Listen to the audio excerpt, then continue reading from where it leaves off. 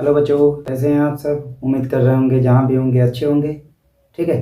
पिछले वीडियो तक हमने आपको बता दिया था रासायनिक अभिक्रिया किसे कहा जाता है। अब बात कर रहे हैं रासायनिक अभिक्रियाओं के कितने प्रकार होते हैं। तो चलिए स्टार्ट करते हैं। रासायनिक अभिक्रिया के प्रकार। तो हेडिंग आप देंगे रासायनिक रासायनिक अभिक्रियाओं के प्रकार। अभिक्रियाओं के रासायनिक अभिक्रियाओं के प्रकार। रासायनिक अभिक्रियाओं के प्रकार इंग्लिश में क्या कहेंगे बेटा इसे? Types of chemical reaction. Types of chemical reaction. Types of chemical reaction. ठीक है ना। रासायनिक अभिक्रियाओं के प्रकार। तो एक लाइन इसमें आप क्या लिखेंगे कि रासायनिक अभिक्रियाएं निम्नलिखित प्रकार की होती हैं। आपके सिलेबस में जितनी अभिक्रिया हैं हम वन बाय वन कर आप लिख दे रहे हैं। ठीक ना, एक एक पढ़ेंगे। ठीक, तो रासायनिक अभिक्रियाओं के प्रकार हेडिंग देंगे टाइप्स ऑफ केमिकल रिएक्शन।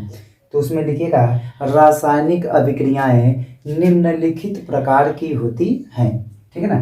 तो वन बाय वन कर सभी का नाम लीजिए। First, second, third, fourth, fifth, जो भी आपके सिलेबस में होगा। तो पहली अभिक्रिया पढ़नी है बेटा आपको संयोजन अभिक्रिया। संयोजन अभिक्रिया। अभिक्रिया संयोजन अभिक्रिया। दूसरी पढ़नी है आपको वियोजन अभिक्रिया। वियोजन अभिक्रिया या फिर वियोजन को कहा जाएगा अपघटन। अपघटन अभिक्रिया।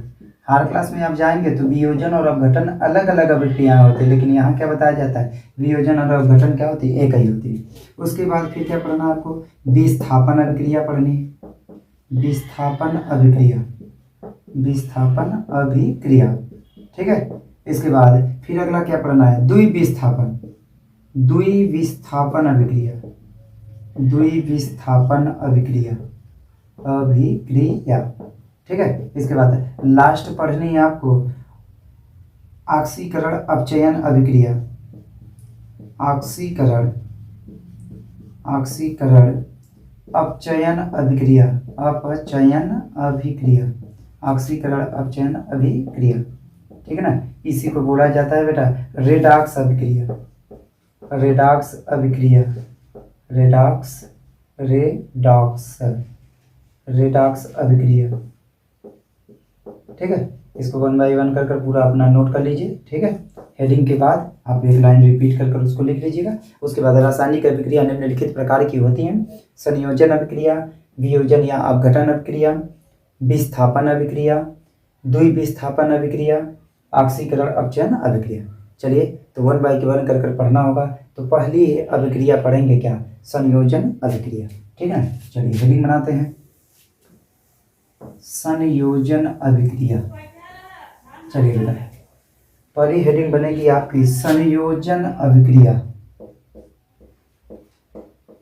संयोजन अभिक्रिया।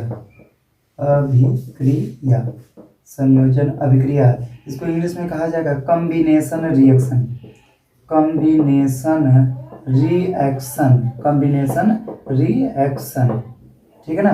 देखिए अब संयोजन मतलब क्या होता है कंबाइंड करना मतलब जोड़ना। कंबाइंड मतलब क्या होता है जोड़ना। ठीक है ना। दो को जोड़िए कोई एक बने। ठीक है। तो देखिए इसका अगर डिफिनीशन बोलेंगे तो डिफिनीशन कैसे, पहले तो इसको कितने नामों से जाना जाता है, कई नाम से जाना जाता है। तो पहले मैं डिफिनीशन बोल रहा हूँ, आप डिफिनीशन लिख लीजिए। लिखेंगे ऐसी अभिक्रिया जिसमें दो या दो से अधिक अभिकारक आपस में मिलकर किसी नए एकल उत्पाद का निर्माण करते हैं उसे संयोजन अभिक्रिया कहा जाता है। ठीक है। रिपीट करके इसको सुन लीजिएगा। उसके बाद इसे प्रायः या इस अभिक्रिया को प्रायः योगात्मक अभिक्रिया भी कहा जाता है। इस अभिक्रिया को प्रायः क्या कहा जाता है योगात्मक अभिक्रिया। जैसे एग्जाम्पल के थ्रू या उदाहरण के थ्रू समझेंगे। उदाहरण के थ्रू आप समझिएगा। पहला उदाहरण बात करेंगे। पहला उदाहरण ले लेता हूँ। चलिए पहले उदाहरण में सबसे नॉर्मली जैसे हमने बताया था आपको कार्बन मतलब कोयला होगा। कोयले को जला दीजिए बेटा किसकी उपस्थिति में ऑक्सीजन की उपस्थिति में। जलाएंगे तो मिलती क्या चीज़ है CO2 गैस। कौन सी गैस CO2 मतलब कार्बन डाइऑक्साइड। ठीक है ना। कार्बन मतलब यहाँ क्या हो जाएगा कोयला, किसकी उपस्थिति में जला रहे हैं? ऑक्सीजन की उपस्थिति में। किसकी उपस्थिति में? Oxygen gas. यह क्या होगी? Oxygen gas. मिलेगी क्या? Carbon dioxide. Carbon dioxide. Carbon dioxide. सही है। चलिए ये तो पहली हो गई। अब दूसरी बात कर लें। दूसरी कैसे होगी? तो देखिए दूसरे के लिए क्या करेंगे, जैसे होता है हाइड्रोजन गैस होती है प्लस कौन सी गैस बेटा? Oxygen gas. जब हाइड्रोजन और ऑक्सीजन गैस आपस में कंबाइंड होती है तो वो फॉर्मेशन करता है H2O का, वाटर का। अब क्या बैलेंस करना होगा, यहाँ 2 को लगा दे, यहाँ कितना हो जाएगा? 2। ठीक है, देखिए 2 2 4 हो जाएगा, ये 2 2 4 हो जाएगा। उसके बाद ऑक्सीजन 2 है, ऑक्सीजन क्या हो? 2। सामने अगर 2 लिखा जाएगा तो ये कितने हो जाएगा? 2 हो जाएगा। यह कौन सी गैस है? Hydrogen gas. कौन सी गैस बेटा? Hydrogen gas. Hydrogen gas. और यह कौन सी गैस है? Oxygen gas.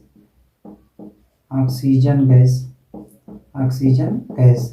और यह कौन सी क्या है? जल है। देखो यह दोनों गैस है और यह क्या है? द्रव फॉर्म में है कि नहीं है? ठीक है ना। तो हाइड्रोजन और ऑक्सीजन आपस में मिलती है तो किसका निर्माण होता है? जल का। तीसरा एग्जांपल देख लेते हैं। तीसरा एग्जांपल देख लीजिए। तीसरा एग्जांपल में क्या कहेंगे बेटा? जैसे मैं कह दूं कि H2 रहे प्लस क्या रहे? Cl2। अब hydrogen gas, hydrogen gas, hydrogen gas. उसके बाद फिर क्या रहे? Chlorine gas. Chlorine gas. Hydrogen gas फिर क्या रहेगा? Chlorine gas. यह दोनों आपस में कंबाइन होंगे तो बनाएगा क्या? 2HCl, मतलब हाइड्रोक्लोरिक अम्ल या हाइड्रोजन क्लोराइड। हाइड्रोजन क्लोराइड कहिए, हाइड्रोजन क्लोराइड गैस भी इसको बोल सकते हैं या फिर हाइड्रोक्लोरिक क्या बोल सकते हैं? अम्ल बोल सकते हैं। अब एक चीज बताइए, दो आपस में कंबाइंड हो रहा है, एक नया बन रहा है कि नहीं बन रहा है? जैसे यहाँ ये क्या था? ठोस था, गैस से जल रहा है, मिल क्या रहा है? धुआं प्राप्त होता है कि नई चीजें, क्या इससे इसको प्राप्त कर सकते हैं? नहीं। तो अभी बताया कि ऐसी अभिक्रिया जिसमें दो या दो से अधिक अभिकारक आपस में मिलकर किसी एकल नए उत्पाद का निर्माण करते हैं उसे संयोजन अभिक्रिया कहा जाता है। ठीक है ना। तो देखिए पहली अभिक्रिया हमने क्या दिखा दिया? कोयले को जलाएंगे, ऑक्सीजन की उपस्थिति में कार्बन डाइऑक्साइड मिलेगा। ठीक। दूसरा क्या दिखा है? हाइड्रोजन और ऑक्सीजन आपस में क्रिया करेगी, क्या बनाएगा? जल बनाएगा। कॉम्बिनेशन हो गई। उसके बाद हाइड्रोजन और क्लोरीन आपस में क्या करते हैं? क्रिया करते हैं तो कौन सी गैस बनाती है? हाइड्रोजन क्लोराइड या हाइड्रोक्लोरिक अम्ल बनाती है। तो इन्हों किसका एग्जाम्पल होगा बेटा? संयोजन अभिक्रिया का। ठीक है ना। इसको अच्छे से रिपीट कर लिख लीजिएगा। ठीक है। इसके बाद बात करेंगे कि अगर आपको थोड़ा सा भी लगता है कि कहीं आपको प्रॉब्लम्स है तो आप कमेंट बॉक्स में कमेंट कर लीजिएगा। ठीक। फिर मिलेंगे नए वीडियो के साथ, तब तक के लिए धन्यवाद।